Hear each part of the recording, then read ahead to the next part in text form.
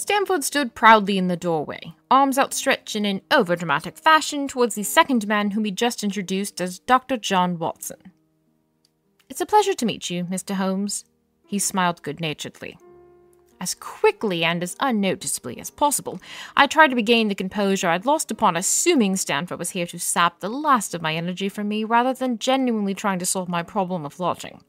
In order to appear as though I were deep in thought and not struggling to regain my bearings, I looked down at the body, pretending I was finishing a very important final step which required much thought and concentration. I realized my mistake in this, but it was too late. I knew Dr. Watson's eyes were upon me, likely judging my experiment. He was a medical doctor, and I knew what Stamford really thought about my experiments, so undoubtedly Stamford had shared this opinion with Dr. Watson, who was now forced to judge me through this opinionated lens by which Stamford had described me. I should have said hello like a normal person and convinced him that I was worth rooming with, which obviously was the purpose of his visit, rather than pretending to be so deep in thought and coming off as exactly the type of weirdo that Stamford had told him I was. Rushing to fix this error, I quickly pretended my experiment was done and looked at Dr. Watson for a brief second to make additional deductions about his character, then I greeted him. "It's a pleasure to meet you as well, Dr. Watson.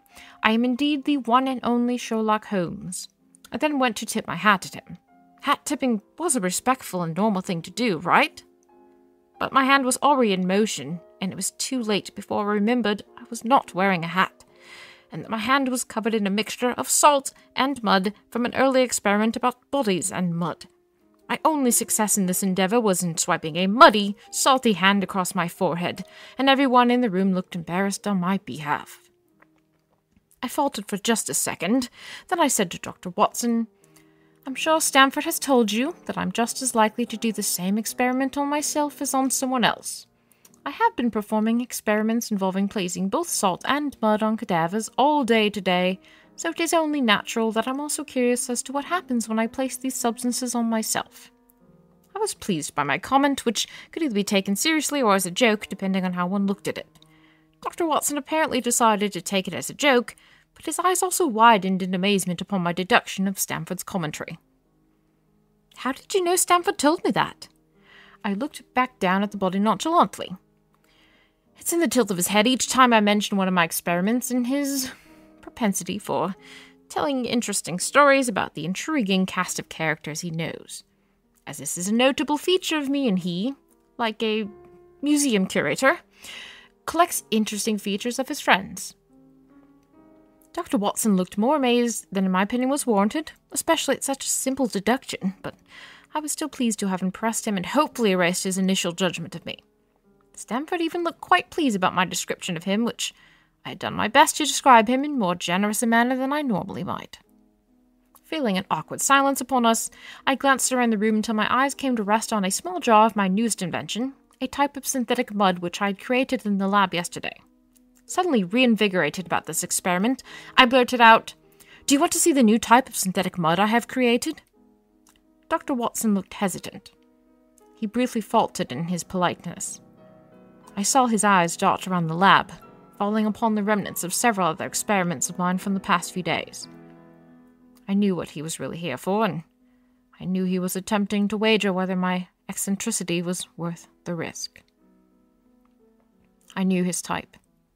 From looking at him, I could tell he was a previously adventurous man who'd suffered a bit too much stress, which had turned his original eagerness to rush into new situations into a nervousness of anything that even vaguely smacked of danger, and a quiet distrust of new people, even though he was too dignified and polite man to show it. Presumably, he yearned for the same enthusiasm and bold-spiritedness that he had once prized so highly about himself, but was afraid of what it meant to no longer be that person. Did he want to be that person again? But was uncertain as to how to reclaim that after the trauma that had changed him? Had he genuinely had his fill and was ready to become someone new? I had not faced the same horrors as he had, by no means. But I had suffered my own share of horrors which had affected me in their own ways, and I caught glimpses of this in between his put-on glances of socially acceptable facial expressions. I saw the way his whole body trembled lightly, as though some internal sense of anxiety rippled beneath the surface, barely contained. Bags beneath his eyes, poorly concealed by makeup, showed me how tired he really was. He was good at hiding it, something which can be both a blessing and a curse. But in my experience, it's more of a curse. No one comes to save you if they think you've already saved yourself. I knew he did not trust me, and that as he glanced around the room, keeping a wary eye on me as he did so, the question on his mind was not if he trusted me, but rather if he trusted me just enough that it was worth the risk of rooming with me.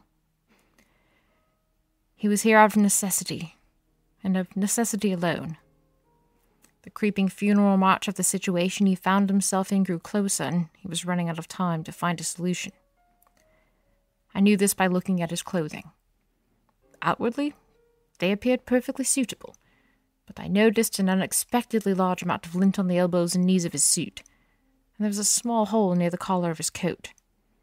An odd scuff told me that the soles of his boots had been nailed back on, but not replaced.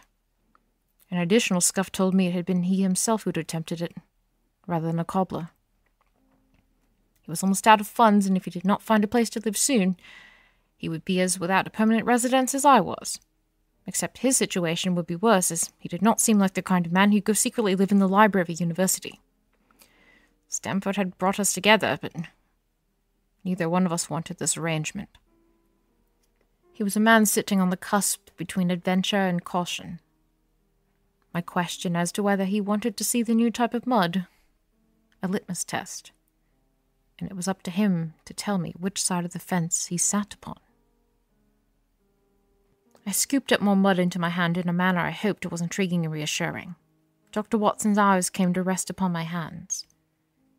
He hesitated momentarily, his expression oscillating through an entire spectrum of emotions. Then he stood up a little straighter and seemed to make his mind up. He looked at me and whispered softly, "Can I hold it?" An answer. Worth the risk. Was I, though? I had not expected that to be his answer. I nodded awkwardly, attempting to regain my composure. I realized I'd been sweating without even realizing it.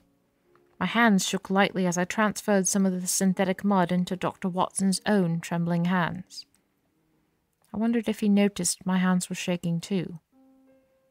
I demonstrated the properties of the mud to him, and he followed suit, squeezing it and transferring it from one hand to the next.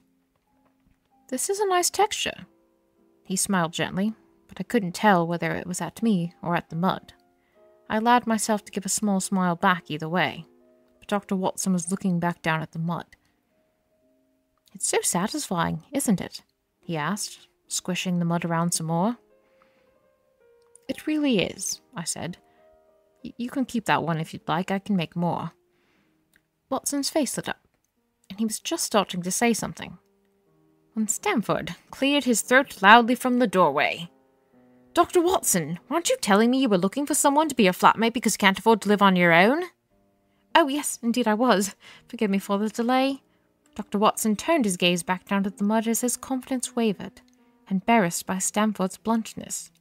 Shooting a sharp look at Stamford, I pointedly said, "There's nothing wrong with needing help affording a place to stay. I find myself on the same boat, and it makes sense, considering what rent costs these days." To my relief, Watson's shoulders relaxed a bit, and the blush faded from his cheeks. He said, "Well, actually I've been looking at a flat down on Baker Street. It's an excellent value, but a little on the pricey side for myself alone, but it has several bedrooms, and I think it would be entirely suitable. If you're also up to it, I would be open to going halves on it with you." I put my mud down on the table and turned to face my chemicals. Suddenly, I was the uncertain one. I knew the conversation would come to this, but I didn't think it would feel so uncomfortable once it did. I found myself wanting, more than anything, to say yes, but knowing in my heart that the only right answer was no. I steeled myself from showing any sign of this internal turmoil. I started to open my mouth to say no, but I accidentally glanced up and saw Watson looking at me in a fascinated, kindly manner. I could suddenly no more bring myself to say no than to say yes. "I think it sounds like an excellent deal, and you seem as though you'd make a very good flatmate.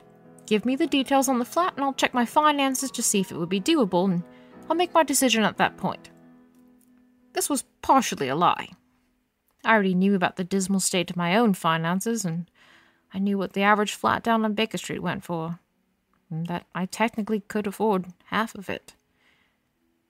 But as I could not bring myself to say no in the moment, I had to buy myself time in order to procrastinate on giving an answer. Perhaps if I delayed, Dr. Watson would find other lodgings or flatmates by then, and I would be relieved of the burden of rejecting his offer.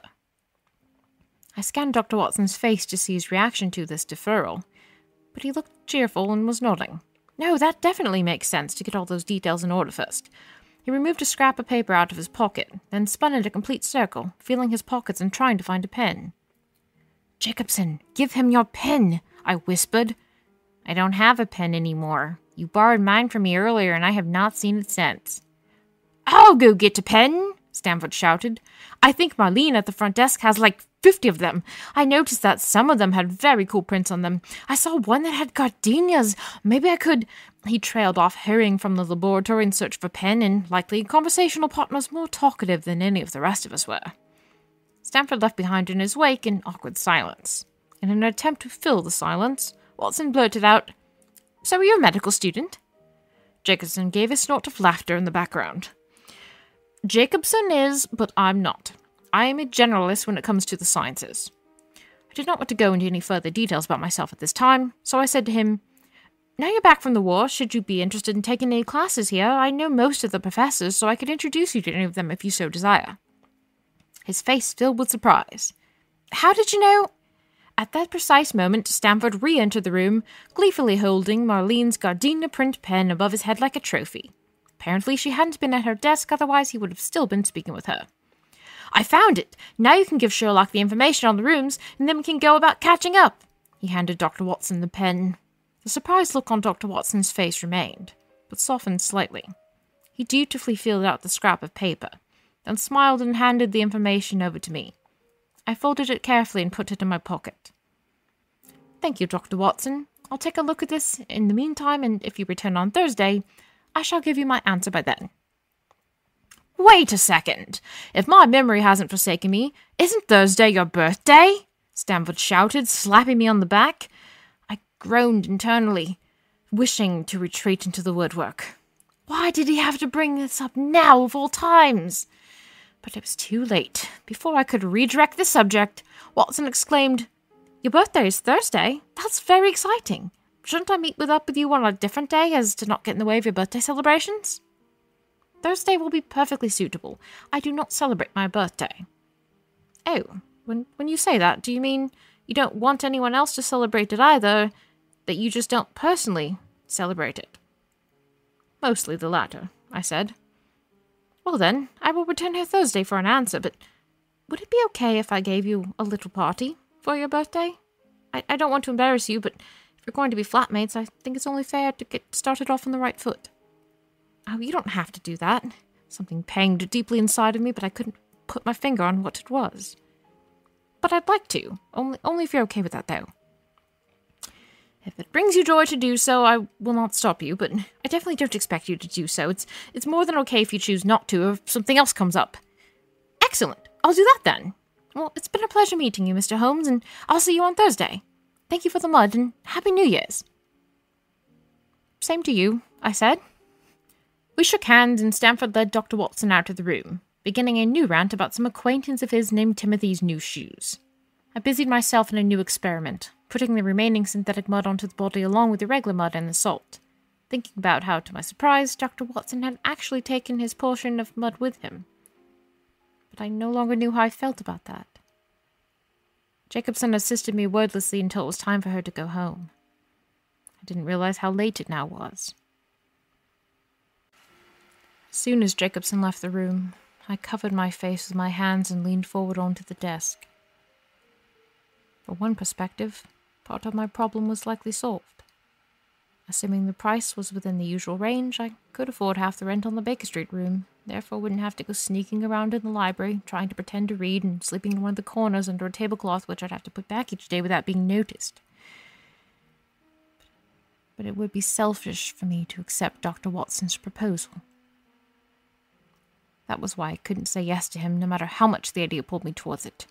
The fact that he now decided to throw me a birthday party made the idea of having to say no even more heartbreaking, but also more necessary. Dr. Watson was too kind.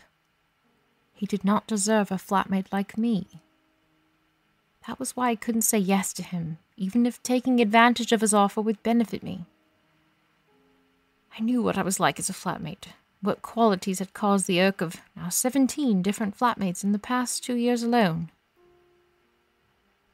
Dr. Watson deserved a quiet, peaceful existence with a flatmate who'd be dependable and who'd be kind in the same way he was, and not constantly cause chaos and turmoil for everyone around them without meaning to.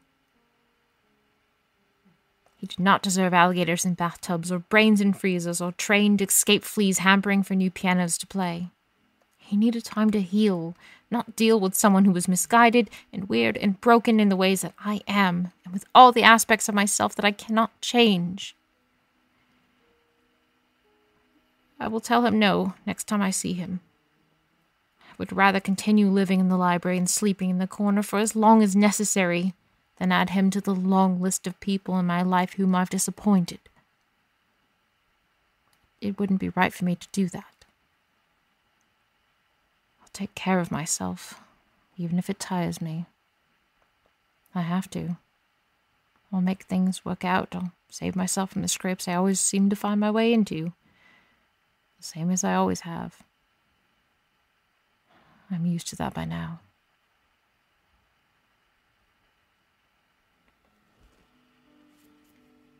Sherlock's Box of Curiosities is a podcast written and directed by Ashlee Craft and produced by Exquisite Lore based on the Sherlock Holmes stories by Sir Arthur Conan Doyle. Sherlock Holmes was played by Ashlee Craft. You can support this podcast by telling your friends about it, giving us a good rating on the podcast site of your choice, or supporting us on Patreon for as little as $1 a month. You can find the links in our description. Thank you for listening.